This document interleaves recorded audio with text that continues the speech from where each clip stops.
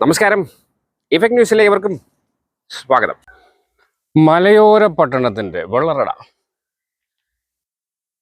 സ്വരധാര school of music. അപ്പോൾ മ്യൂസിക്കിൻ്റെ ദാഹം തീർക്കാൻ പറ്റിയ ഇടമാണ് നമ്മുടെ Swaradhara school of musical Kerala Sangeetha Akademi register number 292 2015 Vellarada 20ൻ്റെ നിറവിൽ Swaradhara school of music admission തുടരുന്നു. ശാസ്ത്രീയ സംഗീതം, keyboard, tabla, mridangam, violin, classical, western, അവധിക്കാല ചിത്രരചന ക്ലാസുകൾ, guitar, piano, London Trinity College certification കോഴ്സുകൾ നടത്തി വന്നു. വിശദവിവരങ്ങൾക്ക് 995378 703 9633 584079. ഇതൊക്കെ കണ്ടാത്തൊന്നും പരസ്യമാണെന്നൊന്നും ആക്ച്വലി പരസ്യമല്ല. നമ്മളെ സ്വരധാരയുടെ ഒരു ചെറിയ ചരിത്രത്തിലേക്ക് നിങ്ങളെ കൂട്ടിക്കൊണ്ടുപോകാൻ വേണ്ടിയിട്ടാണ് ഇത്രയും വാചകം അടിച്ചു. അപ്പം നമുക്ക് ഇതിനകത്തെ പരിപാടികളൊക്കെ ഒന്ന് കണ്ടേച്ചും വരാം.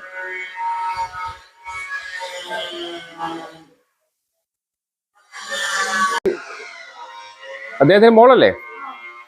എപ്പോൾ എത്ര പഠിക്കുന്നത്? പ്ലസ് ചുരുങ്ങിയാലോ? അത് എൻ്റെ പേരെന്തോന്ന്? എത്ര ക്ലാസ് പഠിക്കുന്നത്?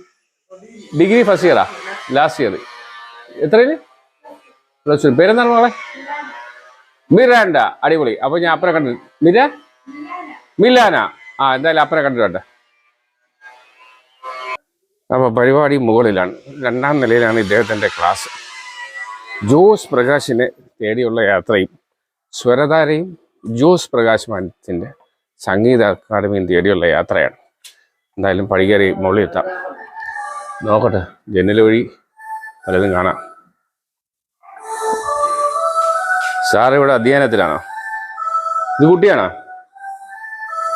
കുട്ടിയാണ്. അടിപൊളി. സംഗീതത്തിന് പ്രായമില്ല, ഏത് പ്രായത്തിൽ പഠിക്കാൻ. ഞാനും ഒരു കുട്ടിയാണ്. അതെ, ഞാൻ. അപ്പോൾ ഈ തന്നെ ഞാൻ വെള്ളണ്ട ഒരു വില്ലേജ് ഏരിയയിൽ താമസിക്കുന്നത് തന്നെ. അപ്പോൾ ഞാൻ ഈ മ്യൂസിക് മേഖല വർക്ക് ചെയ്യുന്ന എൻ്റെ കൂട്ടുകാർക്കൊക്കെ എല്ലാം അറിയാം. നാട്ടുകാരും കൂട്ടുകാരും വീട്ടുകാരെല്ലാം നല്ല സപ്പോർട്ടാണ്. നമുക്ക് ഒരു പ്രൊഫഷണൽ ഗാനമേള സമിതി ഉണ്ട്, തിരുവനന്തപുരം സ്വരധാര ഗാനമേള. ഒത്തിരി പിന്നണി ഗായകർ പാടുന്ന സമിതിയാണ്, ഗസ്റ്റുകൾ പാടുന്ന സമിതിയാണ്. ഇപ്പോഴും പ്രോഗ്രാം നടന്നുകൊണ്ടിരിക്കുന്നു. അപ്പോൾ അതിലുപരി ഞാൻ മ്യൂസിക് ഡയറക്ഷൻ എന്നുള്ളതിൻ്റെ കാര്യത്തിൽ ഞാനങ്ങ് ചെയ്തെന്ന് അറിഞ്ഞതുകൊണ്ട് ഇപ്പോൾ തന്നെ എൻ്റെ ഒരു സുഹൃത്ത് എഴുത്തുകാരനാണ് ഷാജി മതിലകം. അദ്ദേഹം പെട്ടെന്ന് നമ്മുടെ നാട്ടിനെ കുറിച്ചൊരു പാട്ട് എഴുതി പാടി. അതെല്ലാവർക്കും നാട്ടുകാർക്കെല്ലാം ഇഷ്ടപ്പെട്ടു. വെള്ളത്തെ കുറിച്ചുള്ള പാട്ട് സ്വന്തമായി അവർ എഴുതി തന്നു. ഞാൻ കമ്പോസ് ചെയ്തു. ഞാൻ അതെ പുള്ളി ചോദിച്ചു, ഇത് ഞാൻ പുള്ളിയോട് ചോദിച്ചിട്ട് ഇതിങ്ങനെ എന്താണ് ഉദ്ദേശിക്കുന്നതെന്ന് പറഞ്ഞു. അപ്പോൾ എല്ലാവർക്കും പെട്ടെന്ന് മനസ്സിലാകുമെന്ന് പറഞ്ഞു. അപ്പോൾ ഇങ്ങനെയുള്ള പാട്ടിൽ കവിത എഴുതുമ്പോൾ അതിന് വരികൾ കുറയ്ക്കാൻ പറ്റില്ലല്ലോ. ഉടനെ തന്നെ അദ്ദേഹമായിട്ട് സംസാരിച്ചതിന് ശേഷം ആണ് നമ്മളെ ആ പാട്ട് തന്നെ ട്യൂൺ ചെയ്ത് കാര്യം എടുത്തത്. അത് ഓൺ ക്രിയേഷനാണ്. പിന്നെ ഇപ്പോൾ ഈ ഇടയ്ക്ക് തന്നെ ബിജു നാരായണ സാർ ഒരു പാട്ട് പാടി, ഒരു ക്ഷേത്രത്തേക്ക് വേണ്ടിയാണ്. പിന്നെ ഞാൻ ചെയ്ത പാട്ടുകൾ തന്നെ ഇത് മധുബാലകൃഷ്ണൻ സാർ പാടിയിട്ടുണ്ട്. ദലീമ ചേച്ചി പാടിയിട്ടുണ്ട്. ഒത്തിരി പാട്ടുകാരെ ഒത്തിരി പാട്ടുകാരെ കൊണ്ട് പാടാൻ കഴിഞ്ഞിട്ടുണ്ട്. പിന്നെ നേരത്തെ നമ്മുടെ ചാനലില് ദൂരദർശന് വേണ്ടി ഒരു 3-4 എപ്പിസോഡ് കാര്യങ്ങൾ സാധനം ചെയ്തുകൊണ്ടിരുന്നു. അത് കഴിഞ്ഞിട്ട് അതിനോടൊപ്പം തന്നെ ഏഷ്യനെറ്റുകാരെ വിളിച്ചു, അതുപോലെ കോമഡി സാധനം ചെയ്യാൻ പറഞ്ഞു. അപ്പോൾ ഇങ്ങനെയൊക്കെയുള്ള കാര്യങ്ങൾ ചെയ്തുകൊണ്ട് വരികയാണ്. പിന്നെ ഇപ്പോൾ തന്നെ എന്തിനാ ചെയ്താലും എല്ലാം ടെക്നിക്കൽ സൈഡാണ്. ഇപ്പോഴും എല്ലാം കമ്പ്യൂട്ടറൈസ്ഡ് മേഖലയാണ് ഇപ്പോൾ മ്യൂസിക് നിൽക്കുന്നത്. അതെ ഇപ്പൊ അങ്ങനെ വരുമ്പോൾ ഞങ്ങൾക്ക് പ്രത്യേകിച്ച് അങ്ങനെ റെക്കോർഡിങ്ങിന് വേണ്ടിയുള്ള സംവിധാനങ്ങളെല്ലാം ഉണ്ട്. അപ്പോൾ ആ കാര്യങ്ങൾ വർക്കെടുത്ത് ചെയ്തുകൊണ്ടിരിക്കും.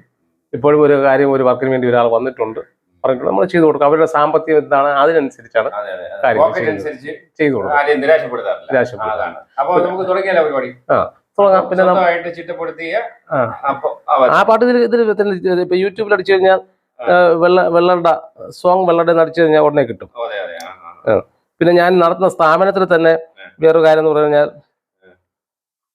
ഈ സ്വരധാര സ്കൂൾ ഓഫ് മ്യൂസിക് നാട്ടിൽ സംഗീതം ഈ പഠിപ്പിക്കുകയും പ്രചരിപ്പിക്കുകയും ചെയ്യണമല്ലോ.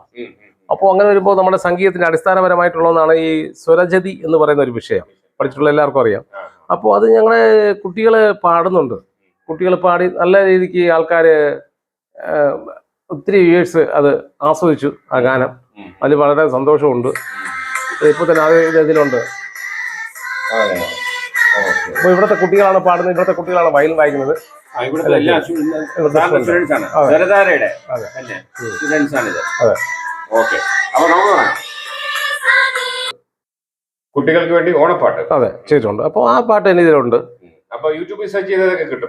സ്വരധാര അടിച്ചാൽ ഓക്കെ. ആ, കുട്ടികൾക്ക് വേണ്ടിയിട്ടുള്ള പാട്ടാണ്. നിങ്ങളുടെ യൂട്യൂബ് ചാനലിന്റെ പേരെന്താണ്? Swaradhara school of music. Swaradhara school of music എന്ന യൂട്യൂബ് ചാനലില് കൂടുതൽ ഡീറ്റെയിൽസ് സംഗീതത്തെ കുറിച്ചുള്ള പാട്ടൊക്കെ അദ്ദേഹത്തിനുണ്ട്. അപ്പൊ നമ്മൾ അദ്ദേഹത്തിന്റെ സംഗീതത്തിലേക്ക് തുടങ്ങാം. ഓക്കെ, പരിപാടി തുടങ്ങാം. പിന്നെ അതുപോലെ ക്രിസ്മസ് ഗാനങ്ങള് ഇങ്ങനെ ഒരുപാട്. നമുക്ക് കലയ്ക്ക് ക്രിസ്മസ് എന്നോ ഓണമെന്നോ അങ്ങനെ റംസാൻ ജാതി മതമൊന്നും തന്നെ ഇല്ലല്ലോ. അപ്പോൾ ഇവിടെ തന്നെ നമ്മളെ നൃത്തത്തിന്റെ അരങ്ങേറ്റമൊക്കെ നടത്തുമ്പോൾ ഞങ്ങളുടെ ഈ തൊട്ടടുത്തുള്ള ഓഡിറ്റോറിയത്തിൽ തന്നെ വാർഷികത്തിന് നടത്തുമ്പോൾ അവിടെ തന്നെ എല്ലാവരെയും ഉൾപ്പെടുത്തിക്കൊണ്ട് അവിടെ തന്നെ നടത്തുന്നുണ്ട്. അപ്പോൾ അത് കണ്ടവർ അന്ന് ആസ്വദിച്ചവർ നല്ലൊരു അഭിപ്രായമാണ് പറഞ്ഞിട്ടുള്ളത്. കൊള്ളാം. അതിനകത്ത് ഇങ്ങനെ പ്രത്യേകിച്ച് ഒന്നും കുത്തിക്കലർത്താറില്ല, കലർത്തിയാണ് പലരും ചെയ്യാറുള്ളത്. നമ്മൾ അങ്ങനെയൊന്നുമില്ല, വേറെ ചേർക്കാതെ തികഞ്ഞ സംഗീത രീതിയിൽ കാര്യം ചെയ്യാറുണ്ട്. മായമില്ലാതെ ചെയ്യുന്നുണ്ട്. അങ്ങനെയുള്ള കാര്യങ്ങൾ ചെയ്യാം. അതെ അതെ, വേർതിരിവൊന്നുമില്ല. പിന്നെ ഞങ്ങളുടെ അധ്യാപകർ നടത്തുന്ന ഒത്തിരി പ്രോഗ്രാമുണ്ട്, ഗസൽ പ്രോഗ്രാമുണ്ട്. അങ്ങനെ ഞങ്ങൾ ഇപ്പോൾ തന്നെ ഞങ്ങളുടെ വില്ലേജ് ഏരിയയിൽ ഈ സംഗീതോത്സവം നടത്തിയിട്ടില്ല. ഞങ്ങൾ കഴിഞ്ഞ വർഷം അതിന് ഭദ്രദീപം തെളിച്ചു. അപ്പോൾ കഴിഞ്ഞ വർഷം ഇനി ഈ വർഷവും ഉണ്ടാവും, വിദ്യാരംഭ കാലഘട്ടത്തിൽ ഉണ്ടാവും സംഗീതോത്സവം. ഒരു ദിവസം നടത്തി, എല്ലാവർക്കും ഇഷ്ടപ്പെട്ടു. അപ്പോൾ സംഗീതത്തിന്റെ ഒരു ഭാഗമാണ് ഗസൽ സംഗീതം. അതുപോലെ തന്നെ നമ്മൾ കർണാടക സംഗീതം മാത്രമേ കേട്ടുള്ളൂ. അപ്പോൾ ഒരു ഗസൽ സംഗീതം, പിന്നെ ഒരു പാശ്ചാത്യ സംഗീതം, ഇതൊക്കെ നമുക്ക് ചെയ്യാൻ കഴിയും. അപ്പോൾ അങ്ങനെയുള്ള കാര്യങ്ങൾ ചെയ്തുകൊണ്ടിരിക്കുന്നു. കുട്ടികൾ വരുന്നു, പഠിക്കുന്നു. പിന്നെ വില്ലേജ് ഏരിയ ആകുമ്പോൾ നമുക്ക് അതിൻ്റെതായ ബുദ്ധിമുട്ടുകളുണ്ട് ഇവിടെ. അങ്ങനെയൊക്കെയുള്ള കാര്യങ്ങൾ. പിന്നെ നല്ല അധ്യാപകരെ പഠിപ്പിക്കുന്നത് നല്ല അധ്യാപകരെല്ലാം നല്ല അധ്യാപകരെ പഠിപ്പിക്കുന്നു. പിന്നെ കീർത്തനത്തിന് വേണ്ടി പ്രത്യേകിച്ച് ഒരു സാറിനെ അറേഞ്ച് ചെയ്തിട്ടുണ്ട്. അപ്പോൾ അങ്ങനെയുള്ള കാര്യങ്ങൾ ചെയ്യുന്നുണ്ട്. പിന്നെ എക്സാമിന് വേണ്ടി അതിനു വേണ്ടി ഇപ്പോൾ തന്നെ ലണ്ടൻ ട്രിനിറ്റി കോളേജിന്റെ സിലബസ് പഠിപ്പിക്കുന്നുണ്ട്. അപ്പോൾ അതിനു വേണ്ടി അധ്യാപകർ വെച്ചിട്ടുണ്ട്. അപ്പോൾ കാര്യങ്ങളെല്ലാം അങ്ങനെ ഭംഗിയായിട്ട് പോകുന്നു. അപ്പോ തുടങ്ങാം പാട്ട്. ഏത് പാട്ടാ സാർ ഉദ്ദേശിക്കുന്നത്? സാറിന് ഇഷ്ടമുള്ളൊരു പാട്ട് പാടും. സാറിന്റെ ഫേവറേറ്റ് പാട്ട് പാടുക.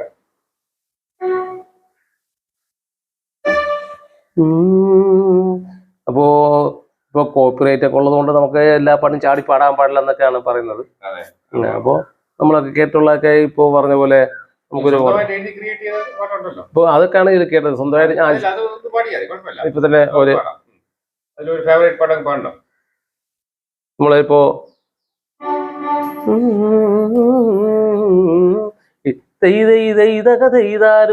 തെയ്താരോ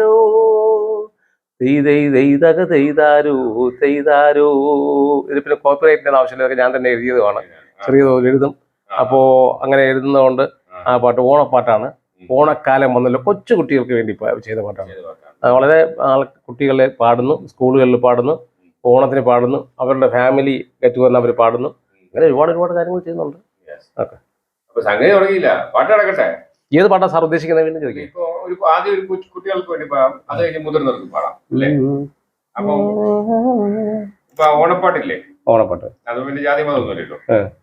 അപ്പൊ അത് ആ കുട്ടികൾക്ക് വേണ്ടിയുള്ള പാട്ട് ആദ്യം, അത് കഴിഞ്ഞ് മുതിർന്നവർക്ക് ഒരു പാട്ട്.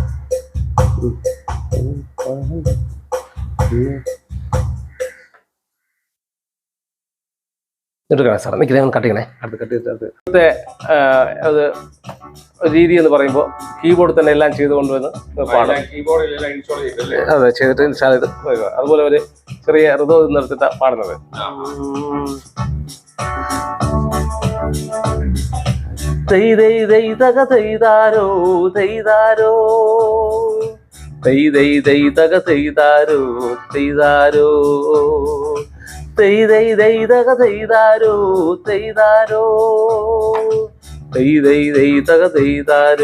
തെയ്താരോ ഓണക്കാലം വന്നല്ലോ, ഓണത്തപ്പനെ എതിരേൽക്കാം കൂട്ടരേ, ഓണക്കാലം വന്നല്ലോ, ഓണത്തപ്പനെ എതിരേൽക്കാം കൂട്ടരേ,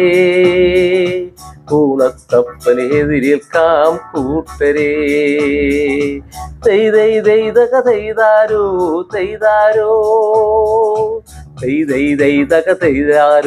ചെയ്താരോ. അപ്പൊ ഈ പാട്ട് നമ്മുടെ യൂട്യൂബിനകത്ത് അടിച്ചു കഴിയുമ്പോൾ ഫുള്ളായിട്ട് കിട്ടും. ഇതിനേക്കാളും നല്ല രീതിയിൽ ആസ്വദിക്കാൻ കഴിയും. ഇതിപ്പോ പിന്നെ സാറ് ചോദിച്ചതുകൊണ്ട് അതെ. പിന്നെ ഞാൻ ചെയ്ത ബിജു നാരായണൻ മധുബാലകൃഷ്ണൻ പാടിയ പാട്ടാണ് ഒരു ക്രിസ്തീയ ഗാനം.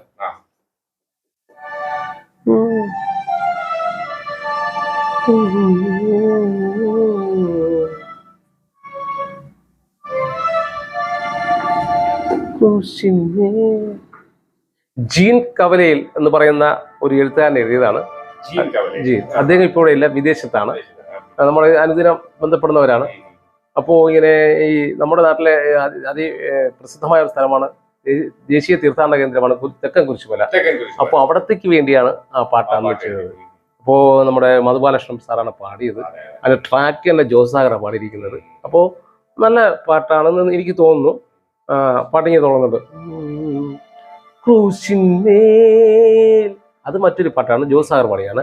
ഇപ്പോ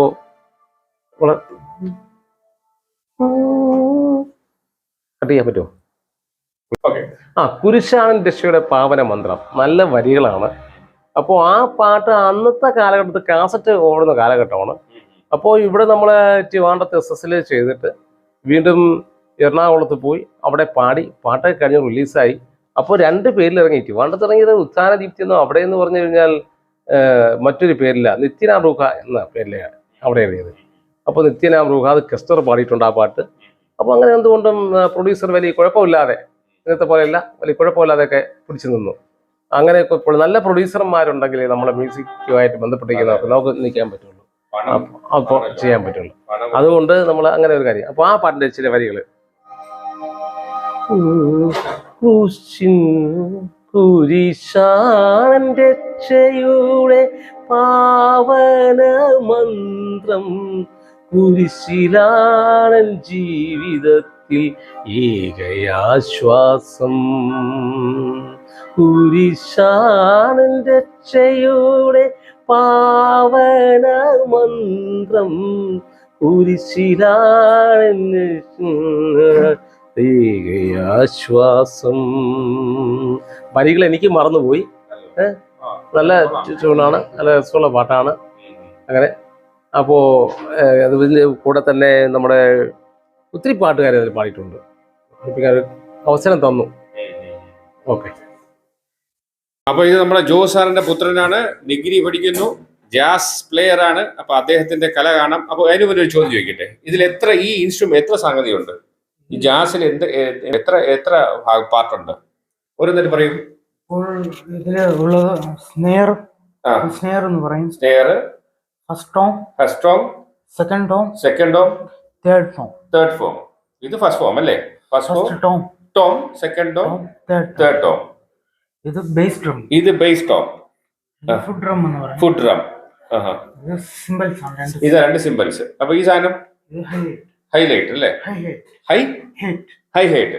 ഓക്കെ, ഹൈ ഹൈറ്റ്. ഓക്കെ. അപ്പം സംഗതി മനസ്സിലായി. 1 2 3 4 5 6 7 8 സാധനം ഉൾപ്പെടുന്നതാണ് ജാസിന്റെ പരിപാടി. അപ്പോൾ അദ്ദേഹം പരിപാടി തുടങ്ങുകയാണ്. ശരി, അപ്പൊ നടക്കട്ടെ.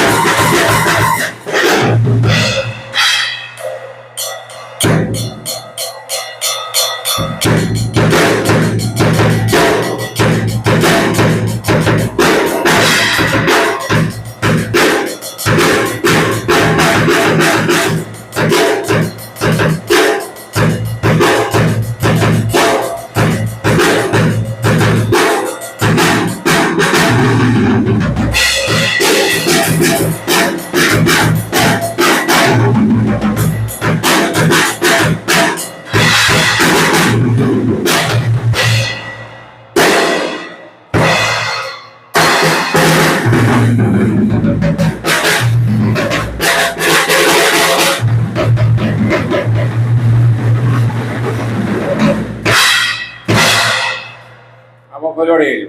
അടിപൊളി അടിപൊളി. സ്ഥലത്തെ പേരെന്താണ്? ദർബൂക്ക എന്ന് പറയുന്നത്. ദർബൂക്ക അല്ലേ? ദർബൂക്ക. ഓക്കെ. അപ്പൊ ദർബൂക്ക എങ്ങനെ കൈ കൊണ്ടാണ് എനിക്ക്? ആ പോയി നടക്കട്ടെ. അപ്പൊ ദർബൂക്ക നടക്കട്ടെ. ഈജിപ്ഷ്യൻ ഇൻസ്ട്രുമെന്റ് ആണ് അല്ലേ? ഈജിപ്ഷ്യൻ ഇൻസ്ട്രുമെന്റ് അല്ലേ? Okay okay. ആ ഓക്കെ ശരി. അപ്പൊ പരിപാടി നടക്കട്ടെ. ഓക്കെ.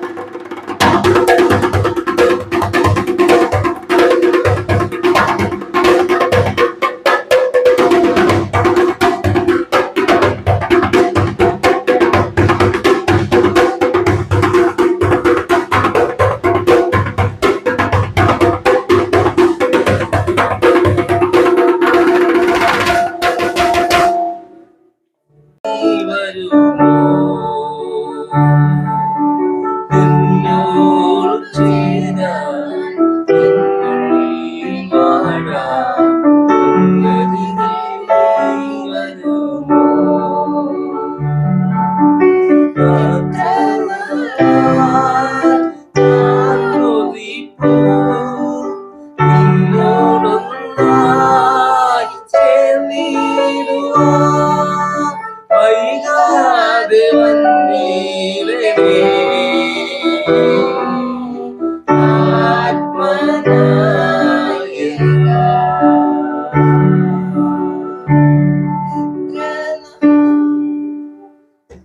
ഓ അതൊക്കെ പഠിച്ചുകൊണ്ടിരിക്കുന്നവരാണ്. അതെ കൊള്ളാം കൊള്ളാം കൊള്ളാം പിടിക്ക് പിടിക്ക് അങ്ങനെയാണ്. കൊള്ളാം കൊള്ളാം അപ്പൊ ഞാൻ ആദ്യം പറഞ്ഞില്ലേ പിന്നെ പഠിച്ചു വരുന്നുണ്ട്. Very good very good. അപ്പോ നമ്മുടെ പരിപാടി ഇവിടെ അവസാനിപ്പിക്കാനായി ജോസ് സാറ് പിന്നെ നമുക്ക് കൺക്ലൂഡ് ചെയ്യാം. അപ്പോൾ ഇതൊക്കെയാണ് ഇവിടുത്തെ സെറ്റപ്പ്. പിന്നെ ഒന്നുകൂടി ഇദ്ദേഹത്തെ പരിചയപ്പെടാം. നമ്മള് ജോസ് സാറ്, ജോസ് പ്രകാശ് നമ്മള് ഫ്രണ്ട്സ് ആയതുകൊണ്ട് വിളിച്ച് അങ്ങനെ ആയിക്കോട്ടെ. അപ്പോ എന്നാ പറയാ, അപ്പൊ ഇദ്ദേഹത്തിനെ കാണാനും അദ്ദേഹത്തിന്റെ സ്കൂളിൽ അല്ലെങ്കിൽ ഇദ്ദേഹത്തിന്റെ പ്രോഗ്രാമായിട്ട് ബന്ധപ്പെട്ട വിഷയം ഉണ്ടെങ്കിൽ അദ്ദേഹത്തിന്റെ ഫോൺ നമ്പർ അദ്ദേഹം പറഞ്ഞിരും. ഒന്നുകൂടെ അദ്ദേഹം ഒന്ന് ഇൻട്രോഡ്യൂസ് ചെയ്ത് നമുക്ക് ഈ അഭിമുഖം അവസാനിപ്പിക്കാം. ഒന്ന് പറയണേ സാർ.